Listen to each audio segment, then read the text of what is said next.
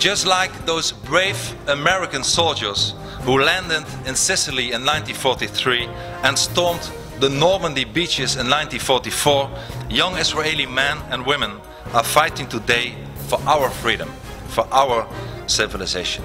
The elites that rule our societies, our so-called leaders, have converted to the Sikh ideology and the Sikh philosophy a long time ago that all cultures are equal.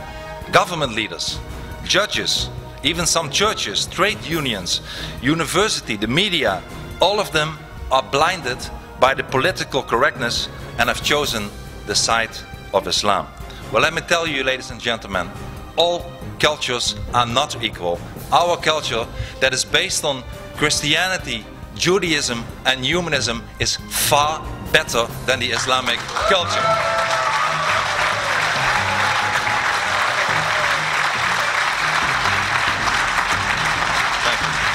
And many politicians seem to believe that their job is not to defend democracy and freedom, but to help to make the transition into Sharia law as smooth as possible.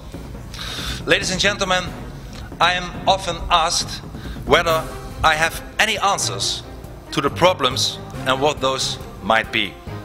Well, let me tell you, I certainly have the answers, even though many people in Europe don't like them, at least from the political elite. Let me tell you and mention a few of them. Things that we have to do to stop the Islamization of the West. The first thing, indeed, is to stop the cultural relativism. I believe we need in all our constitution, we need an article that lays down that we have one dominant culture that is based on Judaism, Christianity and humanism. Second, we have to stop pretending that Islam is a religion. Islam is not a religion. Islam is a totalitarian ideology. Islam wants to rule every aspect of society and every part of any person's life. Therefore, Islam should not be compared with other religions like Christianity or Judaism or Buddhism, but Islam should be compared with other totalitarian ideologies like communism or fascism.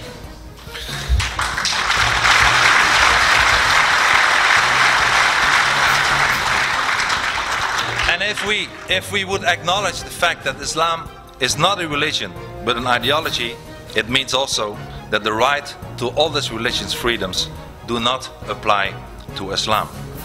Ladies and gentlemen, a very important thing to do, and I proposed it in the Dutch parliament many times, is to stop the mass immigration from Muslim countries.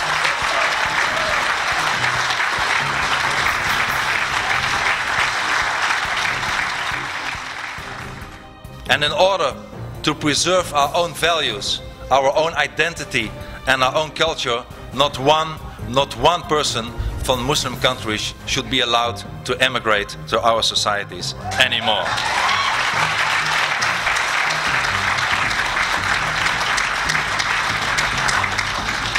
Let us also be tough on those people who do not want to integrate. For people who are already in our societies and are from Muslim and Islamic background, let me tell to them that if they adhere to our values, to our constitutions, that they are welcome to stay and they are equal as anybody else, since we have no hate to any person whatsoever. But as soon as they have an idea that they think about Sharia, that they think about jihad, that they commit criminal acts, we tell them, we expel them, we tell them, there is the door, you have to leave our society.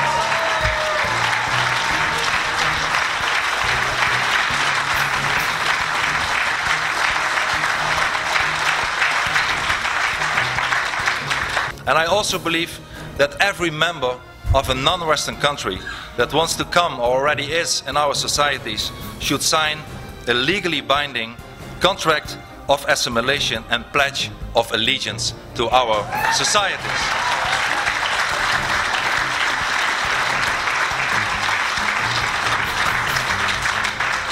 And ladies and gentlemen, we also have to stop the building of new mosques in our societies. Yes.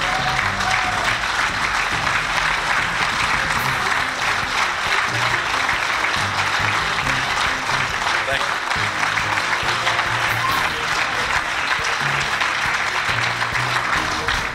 And I believe we should not allow one brick for one mosque to be built in our Western society as long as no churches or no synagogues are being allowed in countries like Saudi Arabia.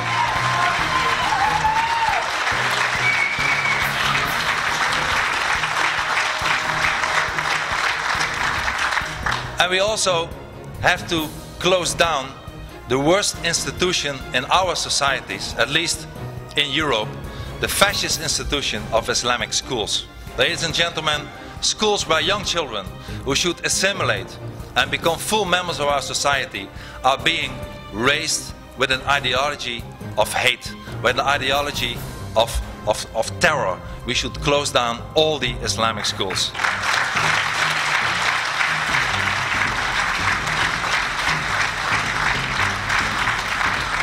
And as a last example, and maybe one of the most important examples, I think we have to get rid of our current weak leaders. We have no leaders anymore.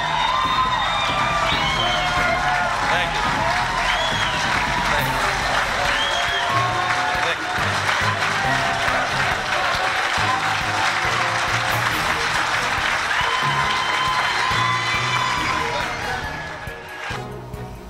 you. In short, we have to go on the offensive and we have to start fighting back.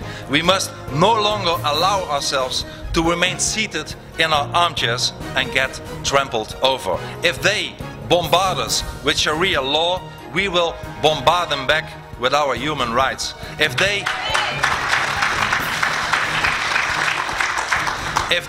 bombard us with our court cases, we will bombard them back with our court cases.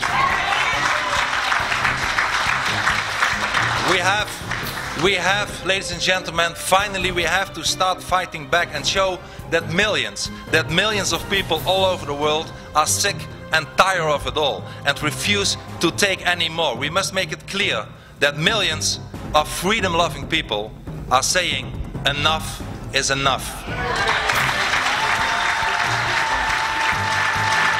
Ladies and gentlemen, we all have to struggle, and indeed it is a struggle. After fitna has been screened for the first time last year, there were many threats to economical boycotts to my country, the Netherlands. The beautiful Dutch flag was burned all over the Middle East. Indeed, I am myself being prosecuted by my own government in my own country. While countries as France and Jordan are also considering to prosecute me. I have been barred on the kind invitation of my friend and colleague Lord Malcolm Pearson to enter the United Kingdom. I will never be allowed to enter the Republic of Indonesia anymore.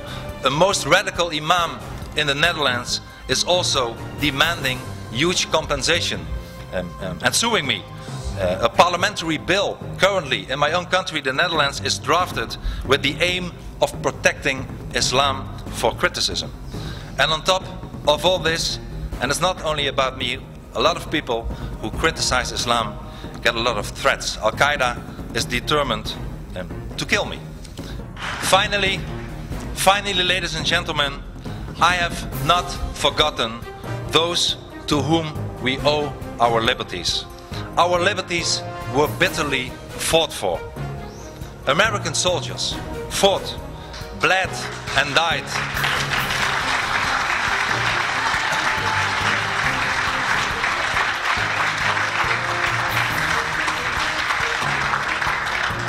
American soldiers fought, bled and died for European freedom. Ladies and gentlemen, American soldiers did not die for an Islamized Europe, they died for a free Europe.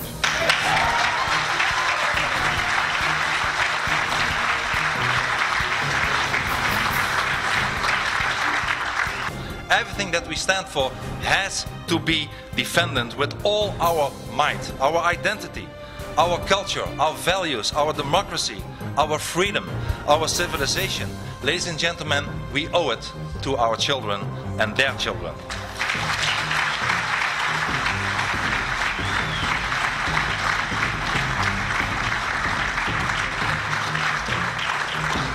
We will never give in. We will never give up. We will never surrender. Thank you very much.